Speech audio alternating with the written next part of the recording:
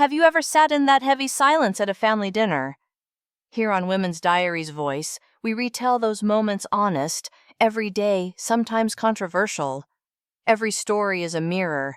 Subscribe, join the conversation, and maybe find a little healing. By noon, the pavilion by Larkspur Lake had already turned slick with summer. Charcoal smoke drifted in lazy ribbons over the picnic tables, and gnats orbited the red, white, and blue napkins my mother insisted on buying every July. Dad Frank stood at the county-issue grill in an apron that said "Kiss the Cook" and flipped burgers like they were a form of penance. Somewhere behind the trees, a volunteer fire crew tested a single thunderous boom for the evening show, the sound rolling across the water and into my ribs. I sat on a splintered bench with my daughter between my knees, parting and smoothing her hair into a crown braid the way she liked it for big days. Mia held still, chin up the tip of her tongue caught between her teeth as she threaded a beaded bracelet. Tiny seed beads she'd sorted by color into an old muffin tin. She was 9 and particular about details if the blues didn't match, she noticed.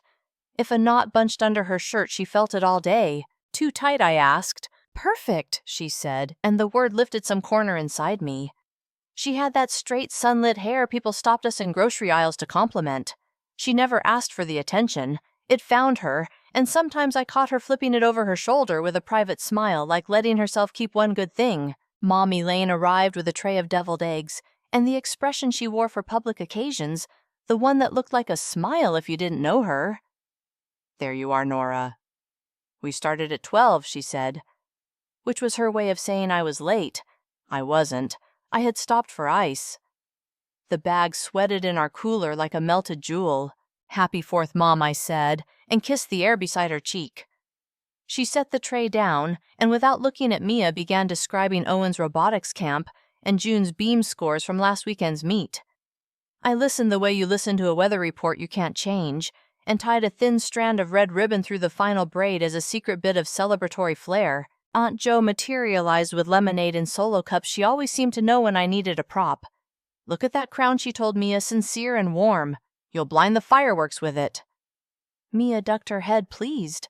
Then Tessa swept in later, then late trailing cool air and the smell of expensive perfume. My younger sister had perfected an entrance even the dragonflies seemed to pause to watch. Grant followed with a bakery box and a folding ring light tucked under his arm like contraband. "Tess," Mom said, relief brightening her tone. "You found the French place." "Obviously," Tessa said, tipping sunglasses up into her highlighted hair. "They were nearly out holiday orders, but I told them what it was for." She shot her phone a quick glance, checking whatever live audience lived inside it. Her nails were precise little moons. "Nora," she added as if the name tasted odd. "Cute dress." "Target. Target has a range," I said. Grant offered me a paper bag with a careful smile, like a man defusing a bomb that belonged to someone else. I could have left it there. "We'd done this choreography our whole lives," Tessa posed. Mom applauded. Dad cooked. I existed in the negative space. But Mia tugged my sleeve bracelet, finished, eyes bright. "Can I give Aunt Jo the blue one now?" Jo bent down, palm open. "For me, you're a marvel, kiddo." She slid it on and wiggled her wrist until the beads threw tiny chips of light. "Where are Owen and June?" Mia asked, scanning the pavilion. The cousins had moved like weather across Mia's childhood. She orbited them the way smaller planets find a path around larger ones. "In the garage," Mom said. Grant set something up for Tess. "Oh, what is it? Some silly demonstration. Children can watch from the side." She waved a hand at the lake. "They know to stay out of the street." "Owen, don't you dare track through the house with those shoes." Tessa leaned her ring light against a cooler, appraising the shade under the pavilion. "Lighting here is a nightmare," she announced. "We'll do the segment in the garage. The echo's good for sound." She lifted a zip case and zipped it open halfway, just enough for me to see stainless steel glint inside. Professional kit, she told no one and everyone. For the charity piece. "Locks for..." "Well, you'll see." Something climbed this back of my neck and sat there heavy as a hand.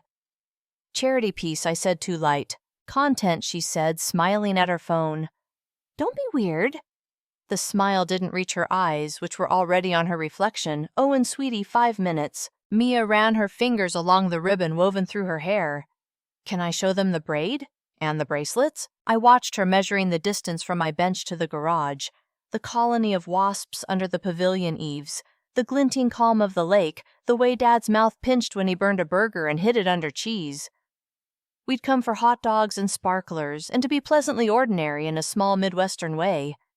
The 4th had a script everyone knew. "Stay where Owen and June can see you," I said.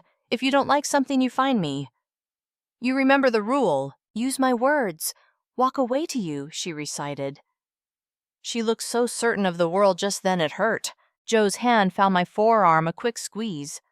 "I'll be around," she murmured. We both heard the engine of a mower start across the park, and the squeal of the softball team as someone cracked a hit. Everyday noises.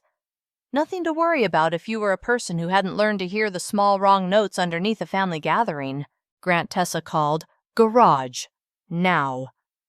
He lifted the ring light again, obedient, and the two of them moved off through the dappled shade past the chain-link fence, and the hibiscus my mother fussed over every summer, as if they were difficult children she could finally control. Mia pressed the bracelet into Joe's palm like a promise, and then took off at a fast skip toward the driveway, her braids shining in the noon sun. I watched her go smoothing the napkin beneath my cup until it lay flat, my thumb tracing the little stars along the edge. Across the lawn, Dad flipped another burger smoke curling around his face. He raised the spatula at me, a clumsy salute, and I lifted my cup back. Ordinary, I told myself, just a holiday at the lake, just family. From the pavilion, the garage door yawned open to the cool, shadowed space beyond. Mia disappeared into it with the other kids, her laughter threading the air like a bright ribbon that I could still see even when she was no longer in sight. For a while, the pavilion kept me busy. Condiment lids, paper plates that wouldn't sit still in the breeze, Dad's ritual complaint about lighter fluid. I told myself to breathe, to be the kind of mother who could let a child lope toward a garage on a summer holiday without hearing sirens in her head. The park speakers crackled as someone ran a sound check by the bandstand. A dog barked at a kite and then decided the kite wasn't worth it. "Need tongs?" Dad asked, already handing them to me. His eyes were smoke-reddened and apologetic in the way he got when he sensed tension he wasn't prepared to name. "I'm good," I said, taking them so he'd feel useful. I turned a row of hot dogs just to give my hands something to do. Aunt Jo slid back into my periphery, the human version of shade. "You see what your sister dragged in?" she murmured, not unkindly. Which thing I said. "The moon lamp on a stand. Grant set it up by the workbench. Your mother says it's a ring light, like on those makeup tutorials. Looks like a portal for moths." Joe sipped lemonade. Kids are perched on the cooler like studio audience. Something cold ran along my spine. I dried my palms on a dish towel that was already damp with picnic. "I'm going to check on Mia." "Take my cup," Joe said, pressing it into my hand. "Prop." Inside the house, the air changed from grill fragrant to lemon cleaner. The hallway photos, school pictures, Christmas sweaters, Tessa's pageant sash for a local charity thing watched me pass. I stepped across the entry rug we'd all taken turns staining over the years and followed the low hum that had joined the house's other summer noises. AC pushing a ceiling fan, negotiating its chain, and underneath an electric buzz that didn't belong to anything benign. The side door to the garage stood ajar, a wedge of cool, shadowed concrete beyond. The hum got clearer. So did Tessa's voice, tuned to the register she used when there was a lens to impress. "Okay." "Hey guys, happy 4th," she chirped, bright enough to bounce off the tool's pegboard. "We're doing a quick Locks for Love awareness moment before fireworks. Teaching kids generosity." A chorus of small feet scraped the cement. Someone giggled. Someone hushed them. "Eyes on me, June." Tessa sing-songed and then laughed at her own teacher voice. "She's adorable." Owen's sweetie framed me a little higher. No higher. I eased the door open with 2 fingers and slipped inside the cool. The ring light made a pale coin in the garage gloom. Beyond it, my sister had arranged a scene folding chair in the center extension cord, coiled like a sleeping snake, Grant's tripod, the folding table covered in a thrifted sheet to look like a set. The car had been backed out, leaving tire shadows and an oil bloom shaped like a country we hadn't learned in 5th grade. Mia sat in the chair, knees knocking ribboned crown glowing under the ring's false moon.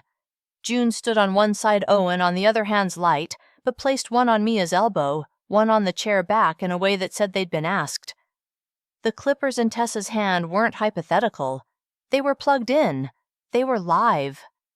The hum I couldn't place had a body now, and it vibrated the bones of the room. Here's the thing Tessa told her audience, whoever lived behind that black circle on her phone. We get so attached to hair. It's vanity, right? But hair grows back. Character is forever. Today we're choosing character. Grant, who was tasked with production but not conscience, angled the ring light wider. You're a little hot, he said.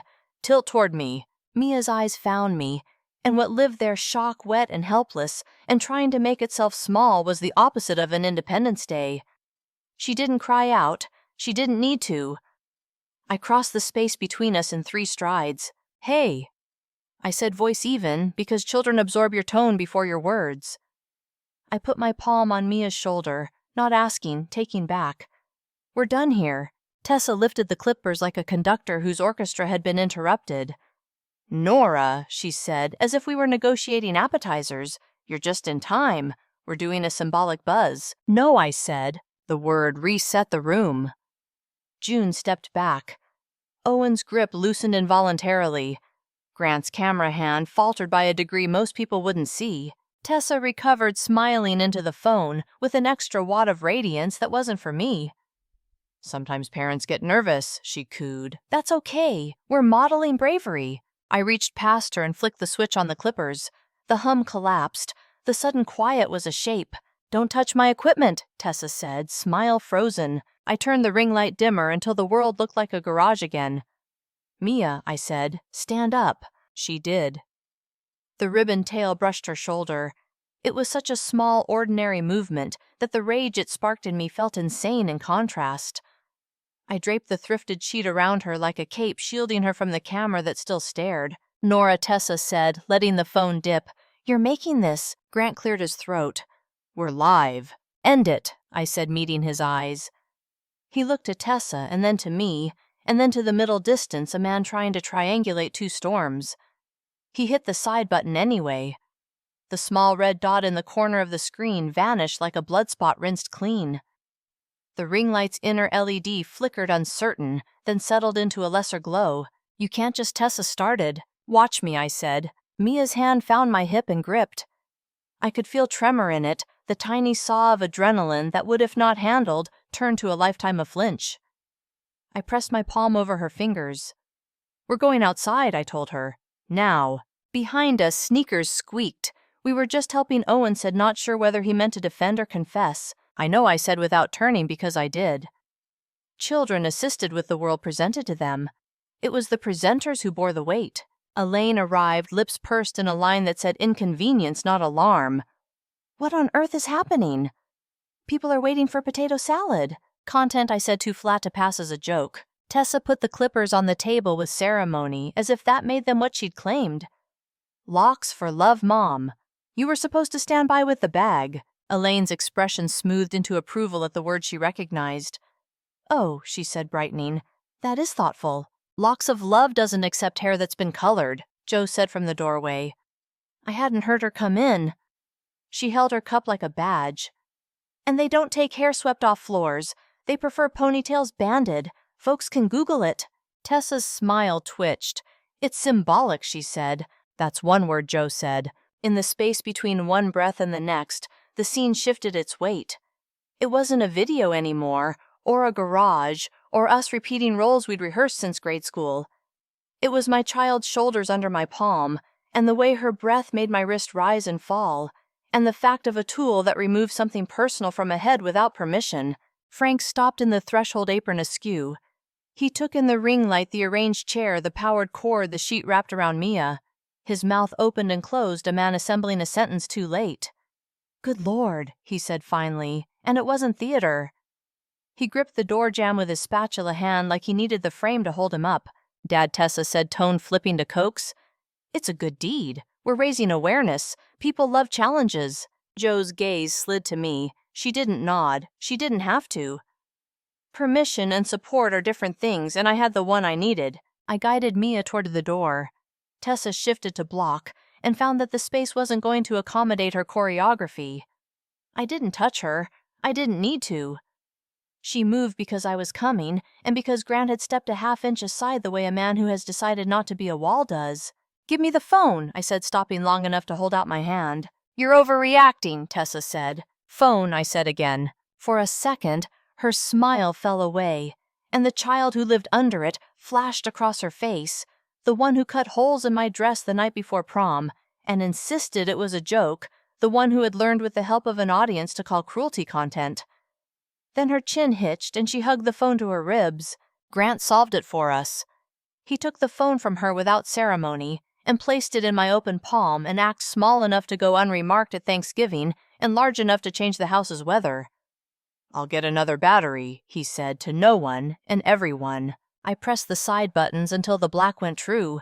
No banners, no pings. Silence so complete I could hear Mia swallow. Elaine made a sound that belonged to a different day. "Nora, don't make a scene." "This is the scene," I said. We stepped out of the garage into heat and light. The July noon slapped my shoulders like a practical aunt. The pavilion hummed with the small business of family. Someone telling a story too loud, someone refilling a bowl, someone opening the cooler like it contained a mystery. From here, the garage could be any cool room that housed bikes and tools and ambitions. A child could be any child. Mia squeezed my hand just once, the way she does when a doctor presses a cold stethoscope to her chest. I loosened the sheet so it fell into more of a shawl. "You want the car or the shade?" I asked. "Shade," she whispered. We took the long way by the hydrangeas as if the extra 30 feet could gather us back together. I could feel my mother's gaze on the side of my face like a sunburn I hadn't realized I'd gotten. I could feel Tessa's too, a different heat, bright and insistent, and convinced that attention is love if you call it that often enough. I walked anyway. At the pavilion, Joe stood just ahead of us. Without commentary, she lifted a clean towel from a stack and held it out. I switched the sheet for the towel, terry cloth soft, and slotted Mia under the umbrella at the end table where the chessboard lived in summer. The dog from earlier padded over and flopped on our toes like an oath. Dad appeared with a plate. No one was expected to eat a burger under cheese, so the burn marks wouldn't show. He set it down like an offering. "We got the last of the ice," he said to the umbrella pole, voice rough. "If you need more, I can, "We're fine," I said, not looking at him, because if I did, I might have to spend the afternoon surveying 50 years of what he'd failed to interrupt. Across the lawn, Tessa emerged from the garage into the open, like a performer hitting her mark a beat late. She had reapplied her smile. The ring light, abandoned, still glowed faintly in the doorway, like a moon that didn't understand it was daytime. Grant stayed in the shadow, hands on his hips, looking at the concrete as if it might offer instructions. A hush traveled through the family, the way a rumor does, face to face to face, until even the cousin who made a career of avoiding drama paused mid-scoop. People didn't know where to put their eyes. It's hard to watch your reflection tarnish in someone else's moment. "Everything okay?" Someone called from the potato salad, too cheerful. Fine, Elaine answered before I could tone bright enough to peel paint. "We're fine." I lifted my cup and drank lemonade that had gone warm. Mia leaned against me, small and solid. The band at the park tried out a chorus and lost it halfway through. Someone cheered anyway. In the garage, the ring light winked once and surrendered to the dark. The quiet around our end of the pavilion didn't last. Quiet has a way of calling things to fill it. Elaine came first, brisk as weather, and then cousins and cautious twos, and then Tessa reassembled phone back in her hand like a second spine. "There you are," she said, all bright varnish. "We can still do a small symbolic trim. One snip, teachable moment, no drama." Mia tucked herself closer under the umbrella. The towel made a little cave where her breath warmed my forearm. "No," I said. "You keep saying that like it's a complete sentence," Tessa said, smile so white it squeaked. "This is positive content. People love to see generosity in action." "Content isn't consent," Aunt Jo said, stepping just enough to be beside us without becoming a shield. She handed Mia a grape from a paper cup. "You don't need to perform charity to practice it." Elaine's hands fluttered at her sides. Bread roll diplomacy. "Girls, there are children. We're all here to enjoy the day." "We were," I said. I could feel my pulse repeating in my throat, a small hammer, and then someone plugged in a buzzsaw next to my kid's head. Tessa's eyes flicked to Mia's braid gleaming under the umbrella edge. For a second, something uncurtained passed across her face, the fast calculation of a person who knows attention when she's losing it. She leaned in, head tilted in the posture of care. Sweetheart, it's only hair. Mia's fingers tightened on the towel, knuckles blanched. I put my palm over her hand again and felt the tremor settle by degrees. Back up, I told Tessa. Grant hovered at her shoulder like a man at the edge of a pool he didn't mean to enter. Tess, he said low. It's one lock, Tessa said. For the video. It's already cued. She moved quicker than I expected. How many years had I watched that kind of speed? A little pivot, and reached the flash of a small pair of shears from her back pocket, a click that tasted like pennies. I was up before I knew my legs had registered the motion. The towel slipped. Mia flinched. The scissors sang through ribbon, and a lick of hair at the braid's tail. A blonde curl fell to the tabletop, bright as peeled apple. Everything narrowed, ringing, then nothing. Then Joe's breath sharp. Grant's Jesus Tess. Elaine's intake affronted rather than shocked. Mia didn't make a sound.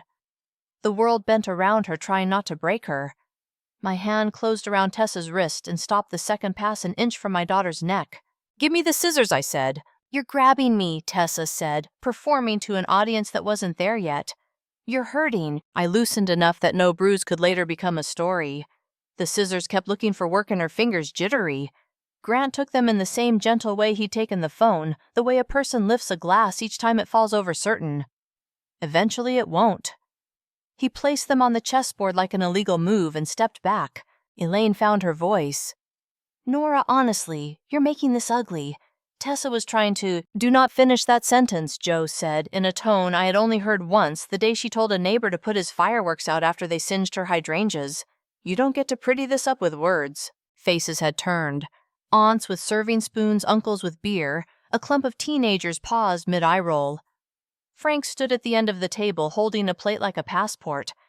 He looked at the curl of hair at me, and then slowly at Tessa. That's enough, he said.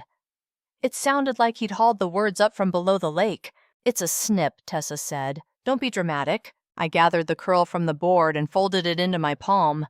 It was soft, the way first-year grass is soft, absurd, and heartbreaking. We're done, I said. I slid the towel back over Mia's shoulders and stood. Get our things, I told myself out loud so my hands wouldn't shake, and somehow hearing my own voice put my body back in order. We moved as a unit, Mia, Joe's steady shadow down the pavilion steps to the grass. People parted without speaking.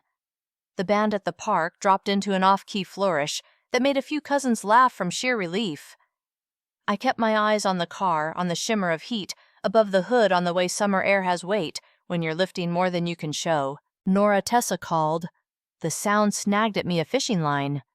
You cannot take my phone without returning the content. That was live ready. Do you know what you've done to my metrics? I put Mia behind my hip with a motion I learned on sidewalks and in grocery aisles, and in places where you can't count on strangers to be kind. The keys in my hand felt ceremonial. If you post any footage of my child, I said clear enough for the picnic table to hear, I'll file. I will put it in writing with names. Elaine's mouth flattened. Threats in front of family, she said. On a holiday. Boundaries. Joe murmured mostly to Mia, as if naming a thing made it safe. Give me the phone, Tessa said, stepping closer, focusing the lens of herself, until the edges of me blurred in her mind. You already had it, I said. You cut her anyway. That landed. I saw it in the twitch at the corner of her eye, the way people react when cause and effect reverses, and the effect refuses to wear the story they held ready. For a heartbeat, Tessa looked like the kid at the end of the hall who realizes the trick she planned isn't funny to the person holding the pieces. And then the shutter came down and the grin returned cheaper now. Nora Frank said, almost pleading, Don't do this here. We're already here, I said. I unlocked the car. Let me talk to Mia, Elaine said, softening her voice, that particular maternal sweetness that had sold so many casseroles and silenced so many arguments. Grandma loves you, honey. You know that. Mia's fingers found the back pocket of my jeans and hooked their small anchor. I want to go home, she said to the towel. It was the first sentence she'd offered the afternoon, and the way she built it solid, unflinching, became the only sentence that mattered. Joe opened the passenger door. The car's interior had baked lemons and spilled crayons into a smell that felt like our lives. I buckled Mia in, tucked the towel, and only then let myself look straight at her. The ribbon end had been cut ragged. The missing lock was small, but the absence it made was not. "I'm sorry," I said, plain and unornamented. She nodded, once a tiny soldiering on. "Can we go now?" "Yeah," I said. I shut her door and turned to the others. "Keys," Tessa said, nonsensical. I stared at her until the nonsense recognized itself. "I'm filing a report," I said. "You wouldn't," Elaine said, "like you wouldn't wear white after Labor Day." Frank's hand lifted and dropped. "Nora." "I am," I said. "If any of you post anything, it comes with a report." Grant rubbed his jaw, a man who had found the line on the pavement with his toe, and decided not to step over it. "I'll talk to her," he said, quiet. "You talk to yourself," Joe said, not unkind. "Decide who you are in this." I got in the car. The dog from earlier sprang up, barked at our bumper, forgave us, and lay back down in the shade. The first try of the engine coughed. The second caught. On the dashboard, the radio had given up pretending the bandstand was in tune and surrendered to static. I backed out slowly because you can't rush when your hands shake. The last thing I saw in the side mirror was Frank's apron wind-snapped, and Tessa's face bent over her phone, already composing a version of the afternoon that might fit inside a square. The road home ran along the lake, and then through a strip of clapboard houses that had been painted patriotic, 1/4 too many. Someone's sprinkler made a perfect arch. Someone had tied a bandana around their mailbox like a joke about dogs and politics. The weight in my chest stayed heavy, but the air in the car eased as the pavilion fell behind, and ordinary life reclaimed its scale. At a stop sign, Mia spoke. She cut it, she said, not asking. "Only a little," I said. "I'm mad about the little." "I don't like her voice when she talks to the camera," Mia said.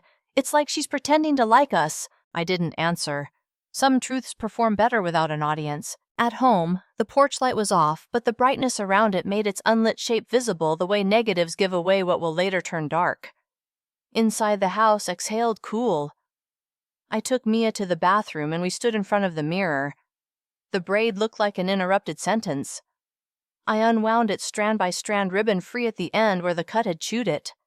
Hair fell in glossy ropes over my hands. Mia watched our faces in the glass, the way my mouth tightened when I concentrate the line that has learned to live between my eyebrows. "Don't fix it yet," she said. "I want to see it." "We'll go slow," I said. I combed with my fingers so the tug wouldn't surprise her. The missing bit made a little step on one side. It wasn't ruined. It was different. My hands wanted to even it. I didn't. She touched the place where the lock had been. "It feels like a secret someone took." My throat burned. I reached for a drawer and pulled out a scarf blue with tiny faded stars from a summer when I had needed to feel bright and chose to be. "Do you want to wear this?" I asked. She shook her head. "Not now." We ate on the couch because chairs felt formal for a day that had already held too much ceremony. Grilled hot dogs, sliced peaches, water in the blue cups that got cloudy in the dishwasher. Mia held the curl of hair in her palm for a long time, and then slid it into the small drawer of the end table where we kept pencils and a list for groceries. When she'd fallen asleep, head on my thigh, breath even, I eased out, set a pillow in my place, and went to the kitchen with my phone. The tile felt cold through my sandals. I photographed the ribbon, the step in the hair, the scissors on my counter where I'd put them on purpose, so I'd remember not to forget. I wrote down the time and the names and the order of things while the order of things still held. The sheriff's substation on Maple stayed open on holidays. I called first because calling put dialogue in a situation that had been mostly monologue for too many years. The deputy on the line sounded like a man who'd been told to expect fireworks and got families instead. "You can come in," he said. "We'll take a statement. Bring the article if you have it." I looked at the curl of hair on the counter, and then back at the hallway where the house had gone gentle and dark. I texted Joe's station on Maple. "Can you sit here while I go?" Her reply came quick, as if she'd been waiting with the phone in her hand. "On my way. Don't open the door to anyone else." The doorbell rang anyway, 3 polite taps, and then one long insistence. I stood in the kitchen listening to the night insects that had found our porch light, whether we turned it on or not, to the small sound of my daughter breathing down the hall. When the bell finally stilled, I let the quiet come back and stay. Joe's car pulled in 2 minutes later, headlights brushing the blinds like a benediction. I tucked the curl into a small envelope, slid it into my bag, and picked up my keys. The night smelled like cut grass and ozone, and something about to change. The substation on Maple was lit the way government places our fluorescent humming corners too clean. A deputy with a buzz cut and a nameplate that read C. Morris walked me through it like he'd been trained to keep his voice at the same low tide no matter the weather a citizen brought in. "Tell it like it happened," he said, palms open, pen ready. "Use names. Times if you got 'em." I told it. The pavilion, the ring light, the scissors, the small blonde curl bright as peeled apple. He took photographs of the ribbon end, and the curl sealed in a sandwich bag of the shears Grant had handed over, that now sat on the counter like a dare I'd already answered. He wrote down Tessa's full name, asked for birth dates. Nodded when I said there had been a live feed, and then no live feed, that an attempt had been made before I arrived, and then again after I stopped it. "We'll generate a case number," he said, tearing the paper loose and sliding it to me like a receipt. "If you want a protective order, courthouse opens Tuesday, holiday weekend. In the meantime, if she shows up here, you call." "My daughter's 9, I said, because saying it out loud set the scale of things. He softened without changing shape. "I heard. I'm sorry you're here at night with that in a bag." He didn't point at the sandwich bag. He didn't need to. "Do you have someone with your kid?" "My aunt," I said. "She's family." His mouth tugged. "That's the right kind." When I stepped back onto the porch at home, Joe's car was in the drive. The lamp in the living room was on low, and through the window, I could see the outline of Mia asleep on the couch, the blue cup beside her catching a rim of light. Joe met me at the door with the gravity of a nurse switching shifts. "She asked for the scarf," Joe whispered, then decided against it. "I made hot cocoa the way you do too much powder. She liked that?" I handed her the case number. She slipped it under the magnet on the fridge like a photograph and patted it once. "Good." The next morning, the town was still hung with flags and leftover smoke. Mia woke later than usual and stood at the bathroom mirror inspecting the small step in her hair where the braid had been bitten. She didn't cry. She reached for a comb and handed it to me without looking away from the glass. "Slow," she said. "Slow," I answered, and we were. At school, the hallways smelled like pencil shavings and old gum. Ms. Rivera, the counselor, met us in her office, a riot of stickers and beanbags, and a bulletin board that asked, "Who is your safe grown-up?" in bubble letters. She crouched to Mia's height to say hello without touching her. "We're going to make sure school feels like school," she said. "You and I can make a list of what helps when you're worried. You can change your mind about the list. It's your list." Mia looked at me, then at the corkboard. "I like lists," she offered. "We'll start there," Ms. Rivera said, as if the meeting's minutes had been set. Dr. Bennett could see us in the afternoon. Her office lived above a bakery that smelled like sugar even in the stairwell. She had soft chairs, and the kind of shoes you can sit cross-legged in without thinking about it. She asked Mia about her bracelets and whether she wanted the overhead light off. They made a plan that sounded like a game 3 breaths, name 5 things in the room, count backward by 7s if you're feeling brave. When it was my turn in the second chair, Dr. Bennett spoke in practical nouns. Document, routine, gentle touch. Let her tell it if she wants to you and to me, not to other people. School will be a big part. So will sleep. I told her sleep had been a moving target in our house since Mia was born. Her smile said that made me regular, not failing. By late afternoon, my phone had filled itself. A cousin had posted a 30-second clip from her vantage point, a sliver of garage, and the sound of Tessa's bright voice saying generosity. It had 7 heart reacts and 1 comment that made my stomach turn over. I reported it under the platform's child safety rules. Aunt Jo and 3 other relatives did too. By evening, the clip was gone with a notice that it violated community guidelines. Copies blinked up on other accounts like weeds. We pulled those too. Some disappeared, some didn't. I stopped checking when the faces in the comments blurred into one bored voice. Grant arrived just before dusk with an overnight bag, and the freshest look I'd seen on him in years, truth without props.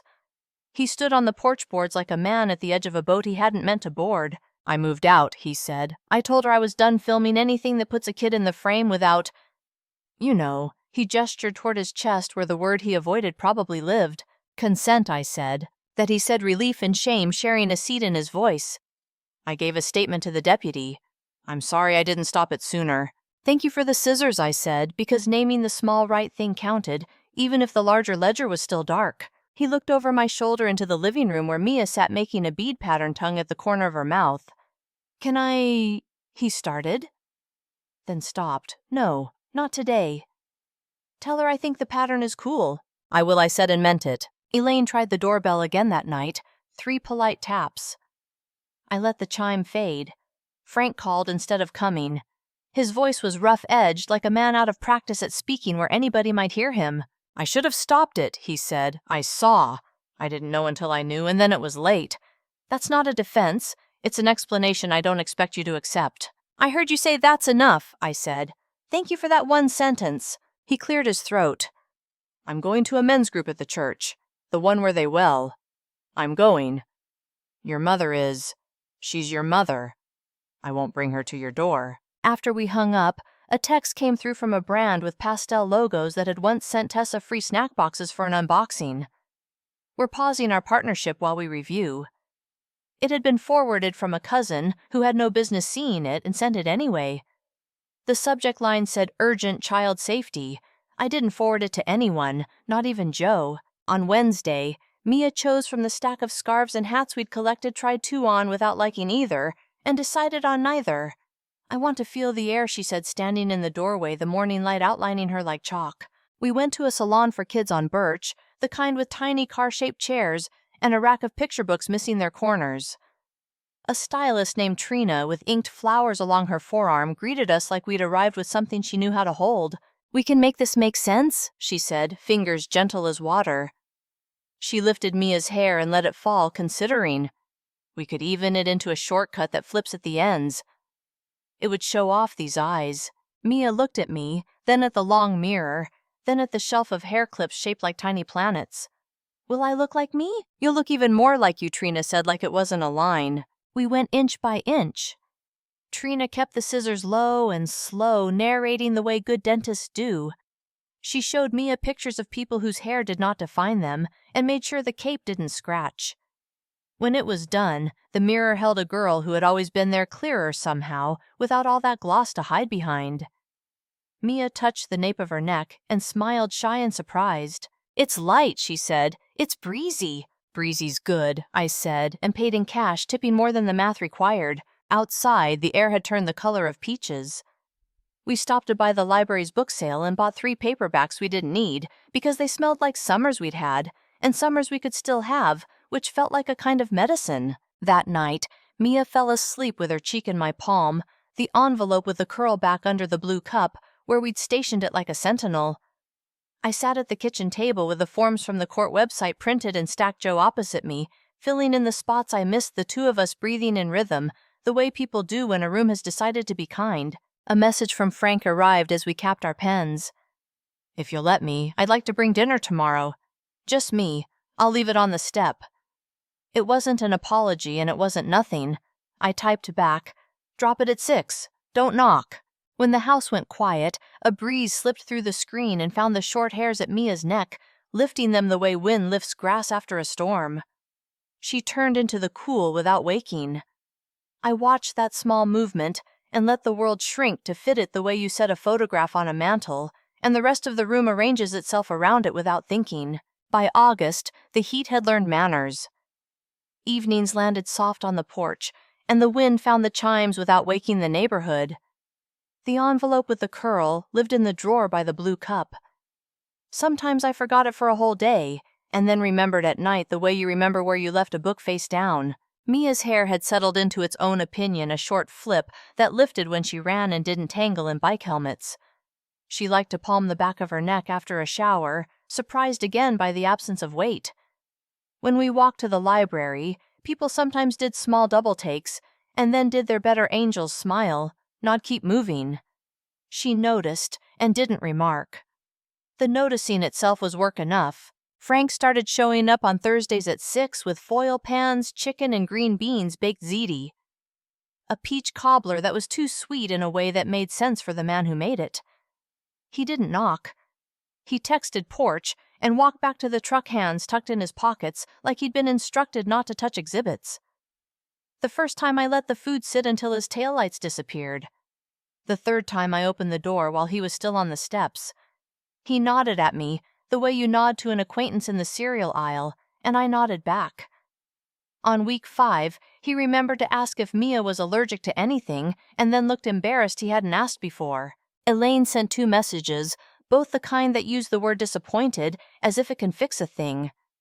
I left them unread long enough to make the phone nudge me, and then deleted them, which was also a kind of answer. The case file moved along the county track weekday letters, a court date, a paper that said no contact written in the kind of font that looks official because everyone agrees to treat it that way.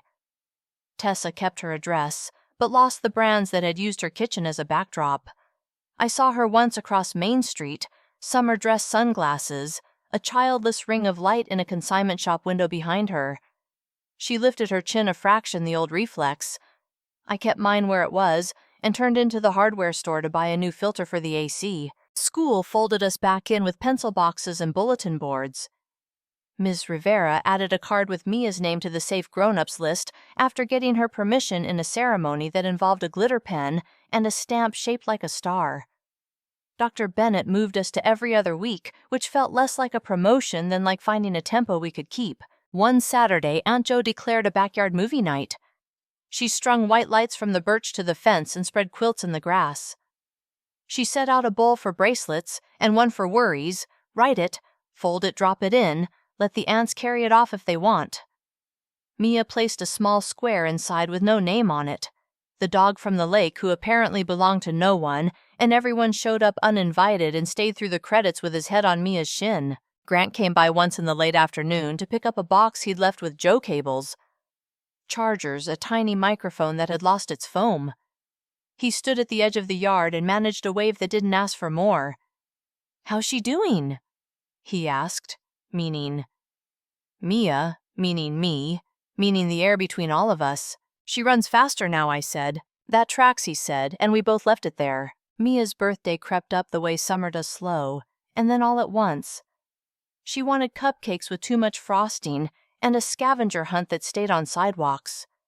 We wrote clues on index cards and taped them under porch rails inside the mailbox to the low limb of the maple that had once been too high to reach. The last clue led back to our steps where Aunt Jo had arranged jars of beads by color a rainbow that invited hands. "Pick what looks like your laugh," Jo told the kids, passing elastic thread. Mia chose blues that matched nothing in the sky and everything in her eyes. When she lifted the bracelet to the light, the beads threw small moons around the porch, and for a moment the house looked like it had been decorated by meteors. Frank arrived midway through with a paper bag and a cake carrier. He stopped short at the sight of the crowd, then squared himself and walked up the path. He handed Mia the carrier without ceremony. "Your mom liked this kind when she was little," he said to the frosting. "What kind?" Mia asked. "Funfetti," he said, the word surprisingly precise in his mouth. "Too sweet." "Good," she said. "Too sweet is good." He glanced at me like a man waiting to be sent away, and not being sent learned how to stand. He lasted through the song, even clapping on the offbeats, and left when the sugar wind picked up and the kids started lapping the yard. On the way to his truck, he turned back once, took in the lights, the bracelets, the dog that had adopted us for the afternoon, and lifted his hand. I lifted mine. It felt like the right exchange for now. Later, after wrappers and paper plates and 2 lost socks had been accounted for, Mia and I sat at the top of the porch steps with our shoes in our hands. The yard smelled like grass and candle smoke. Fireflies came up from the edges like punctuation. Mia fiddled with the new bracelet and looked toward the street where a neighbor dragged his trash bin to the curb like someone towing a small ship. "Do you think the dog knows this is our house?" she asked. "He knows where the Bowles live," I said. "And the beads," she said, twisting her wrist so the blues blinked. "And the movie nights." "And the quilt with the hole," I said. The quilt had lived in our family longer than most people had. She leaned into my shoulder easy, as if the spot had always been meant for her. The porch light burned a quiet circle around us.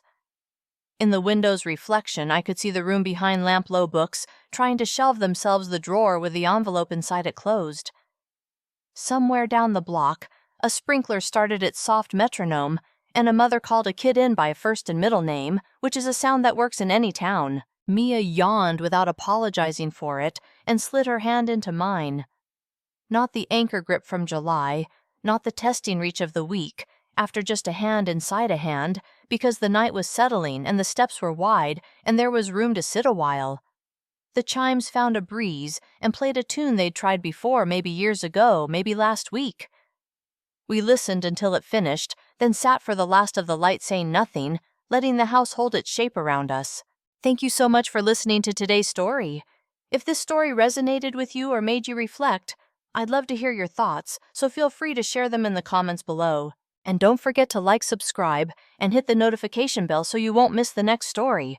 I'll see you next time as we continue exploring more journeys and lessons together.